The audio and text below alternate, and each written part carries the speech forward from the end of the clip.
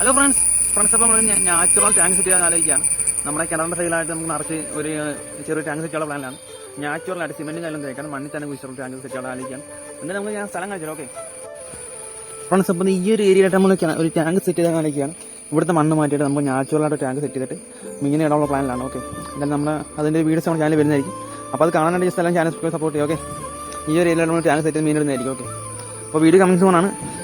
അപ്പോൾ ഇതാണ് നമ്മൾ കഴിഞ്ഞ നട്ട നമ്മുടെ ചേമ്പും കാര്യങ്ങളെങ്ങനെ കഴിഞ്ഞ ആഴ്ച നട്ടതാണ്. ഇതെല്ലാം നമ്മൾ ഈ ഡേറ്റ് വൃത്തിയാക്കിയിട്ട് അപ്പോൾ എല്ലാവരും ഉഷാറായിട്ട് പോകുന്നതാണല്ലേ.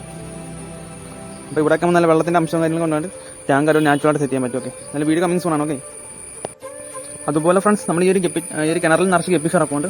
അപ്പോൾ ഇവരൊക്കെ നമുക്ക് പിടിക്കണം, ഈ ആഴ്ചകളായിട്ട് മൊത്തം തന്നെ പിടിക്കണം. അതിൻ്റെ ഒരു ഫുൾ വീഡിയോ നമ്മുടെ ചാനൽ വരുന്നതായിരിക്കും. ഓക്കെ, ഗപ്പീസിനെ പിടിക്കുന്ന ഒരു വീഡിയോ വരുന്നുണ്ട്. അതുപോലെ തന്നെ ഇതിനൊക്കെ നമുക്ക് പിടിച്ച് വീട്ടിൽ കൊണ്ടുപോകണം.